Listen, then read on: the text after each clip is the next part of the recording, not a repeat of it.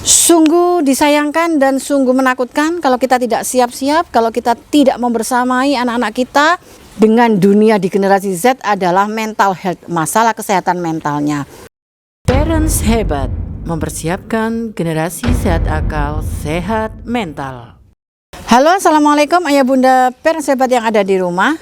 Hari ini kita akan mengulik tentang generasi-generasi. Ada generasi apa saja?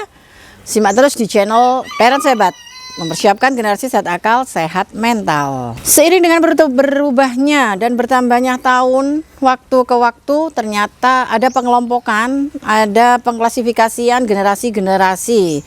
Nah, yang pertama adalah generasi yang disebut dengan baby boomers. Baby boomers. Bukan tanpa alasan disebut generasi baby boomers. Baby boomers meledak. Jadi jumlah angka kelahiran bayi itu meledak. Tahun ini adalah tahun dimana mungkin orang tua kita dilahirkan ya. Orang tua kita dilahirkan yaitu tahun 1946 sampai 1964. Ada rentang selama 18 tahun.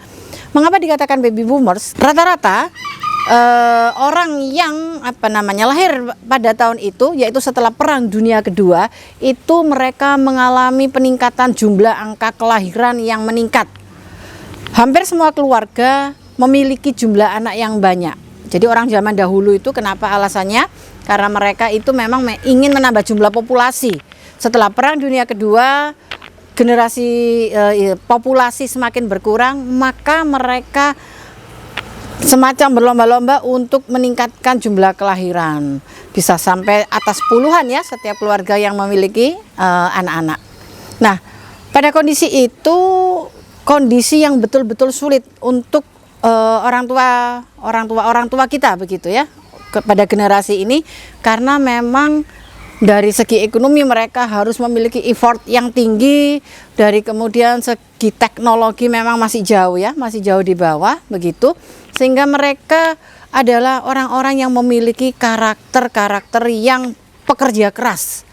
Mereka akan konsis ataupun mengabdikan hidupnya pada satu pekerjaan saja. Nah, kemudian mereka juga karakter selainnya, karakter generasi baby boomers ini, selain mereka memiliki dedikasi yang tinggi, mereka memiliki kedisiplinan yang tinggi,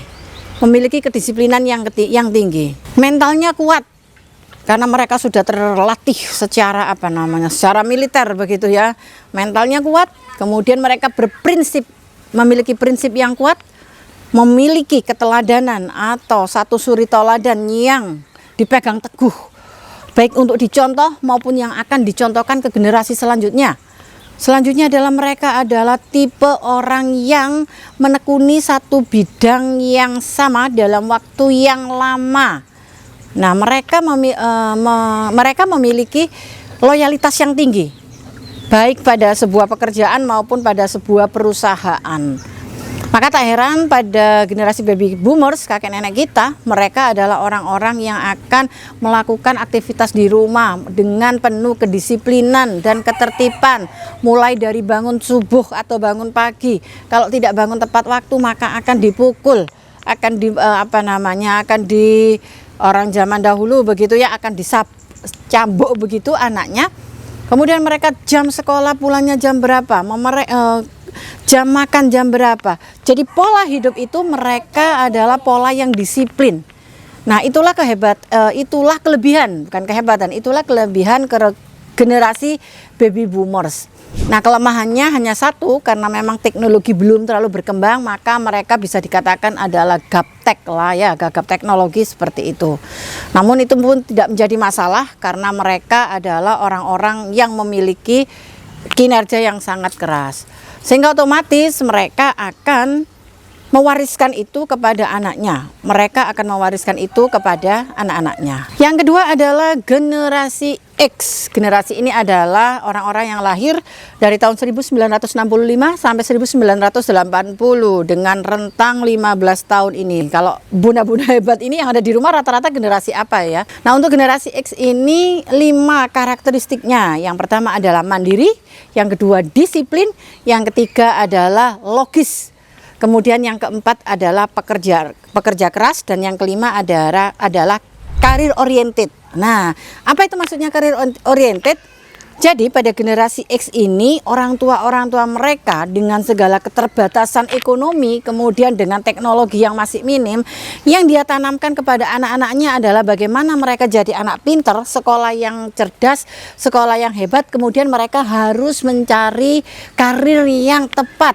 Karir ini tentulah pastinya berkaitan juga dengan kematangan atau kemapanan secara finansial. Nah, oleh karena itu kita yang terlahir di generasi X ini, kita memiliki sifat disiplin dan kerja keras. Kerja dan kerja. Yang ketiga adalah generasi Y. Generasi Y ini adalah orang-orang yang terlahir di tahun 1981 sampai 1995 dengan rentang 14 tahun. Nah, generasi Y ini yang di-booming-boomingkan, dia punya sebutan yang namanya generasi milenial. Nah, di generasi milenial ini sudah banyak perubahan secara teknologi. Internet sudah ada, sudah masuk, dan perkembangan secara teknologi lainnya sudah berkembang secara signifikan. Sehingga pada generasi ini, generasi milenial ini, karakter orangnya adalah satu, out of the box. Mereka berpikir di luar di luar yang biasanya begitu. Mereka berpikir dari yang di luar biasanya. Kemudian pemberani. Mereka akan berani mengeluarkan pendapat, ide, gagasan dan yang lainnya. Ketiga adalah mereka orang-orang yang kreativitas dengan ide pembaruan begitu. Mereka akan berani untuk menyuarakan, mengemukakan dengan berbagai macam media untuk mengenalkan kepada khalayak. Karakteristik lain di generasi milenial ini adalah mereka cenderung melanggar aturan. Karena memang milenial itu adalah terlalu ekspresif, sehingga mereka bebas mau bersuara, mau mengeluarkan gagasannya. Sekalipun gagasannya itu adalah keluar dari aturan ataupun norma-norma. Nah, apa negatifnya di generasi milenial ini? Di generasi milenial ini analog sudah berubah menjadi digital. Teknologi analog sudah berubah menjadi teknologi digital. Kelemahannya adalah orang-orang di generasi milenial ini mereka cenderung pemalas. Nah loh, milenial tapi ternyata punya kelemahan, yaitu pemalas. Dan yang kedua, karena pemalas, efeknya ataupun ke rentetan selanjutnya adalah mereka mudah jenuh terhadap satu aktivitas, akhirnya mereka mencari aktivitas yang lain, mudah berpindah-pindah dalam pekerjaan. Jadi mereka tidak memiliki satu sifat yang ada pada generasi baby boomers, yaitu konsisten ataupun loyal pada satu pekerjaan ataupun pada satu perusahaan dan lembaga. Yang keempat adalah generasi Z. Ya, generasi Z ini orang-orang yang lahir di tahun 1996 sampai 2010. Pada generasi ini ternyata banyak sisi negatif ataupun kelemahannya dibandingkan dengan sisi positifnya. Jadi ketika generasi baby boomers mereka sudah memiliki daya juang, mereka sudah memiliki suri tauladan, mereka sudah memiliki loyalitas. Turun kepada generasi X, mereka adalah orang-orang yang memiliki loyalitas tinggi, kemudian mereka adalah orang-orang yang terbentuk untuk meraih karir setinggi-tingginya. Turun di generasi milenial, mereka sudah memiliki kematangan secara finansial pada umumnya. Maka di generasi Z ini, karena mereka orang tuanya sudah mapan secara finansial, maka mereka tidak memiliki effort yang tinggi untuk meraih sesuatu. Bahkan bisa dikatakan lebih pemalas daripada generasi milenial atau generasi Y. Karena apa? Sekarang semuanya sudah bisa mudah kita dapatkan dengan hanya menyentuh gadget. Nah, effort yang tidak ada inilah yang apabila kita kaitkan dengan kekuatan mental, mereka jauh dari generasi baby boomers. Mereka adalah yang memiliki mental yang kuat, tetapi di generasi Z ini Mereka tidak memiliki kekuatan mental.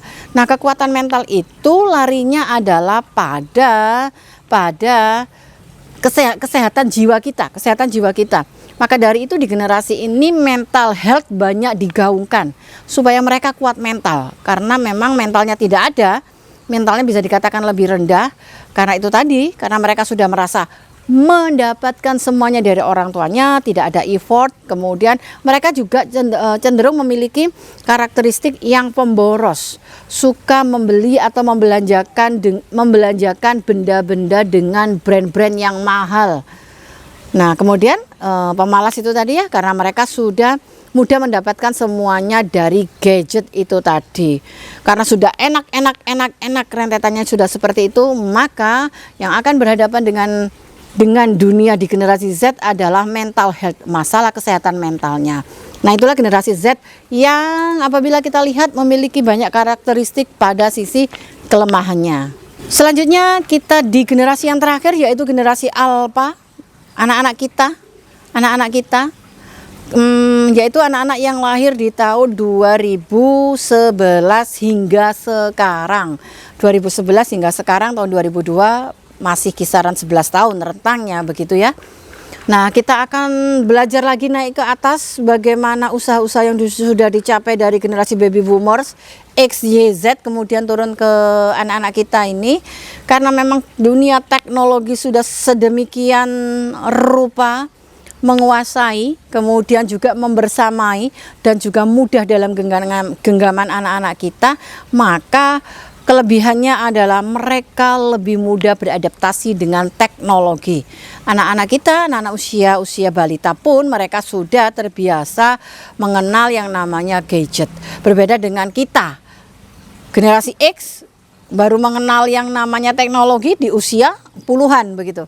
Kalau sekarang malah di usia balita mereka sudah mengenal dan sudah terlatih menggunakan teknologi, internet, kemudian medsos dan sebagainya. Akan kembali berpulang kepada orang tua bagaimana menggunakan kebijakan menggunakan gadget dan juga menggunakan alat media komunikasi yang lainnya. Satu yang kita tekankan, satu yang dilihat dari kelemahan generasi Alpha ini adalah lebih sedikit parah dari generasi Z. Kalau generasi Z adalah mental health, kesehatan mental. Kalau di sini sudah pada tahap mental illness. Wow, sungguh disayangkan kalau anak-anak kita tidak memiliki mental yang kuat, karena memang seiring dengan berkembangnya teknologi, tekanan-tekanan akan datang dari berbagai arah. Nah, tekanan-tekanan yang datang dari berbagai arah, baik itu adalah penyerangan pemikiran, fisik, tantangan pekerjaan dan yang lainnya, itu adalah berpusatnya pada mental health. Ketika mental health itu tidak mampu bertahan, berjuang, maka yang ada adalah mental illness. Sungguh disayangkan dan sungguh menakutkan kalau kita tidak siap-siap, kalau kita tidak membersamai anak-anak kita dengan segala sesuatunya untuk persiapan ini. Kalau tidak, anak-anak kita akan merasakan mental illness. Semoga ya Bunda persahabat yang ada di rumah, kita sudah mengerti sama-sama tentang 5 generasi, kemudian apa yang bisa kita ambil setiap generasi dan apa yang harus kita tinggalkan. Kita ambil yang baik, kita tinggalkan yang tidak baik. Salam Parents Hebat.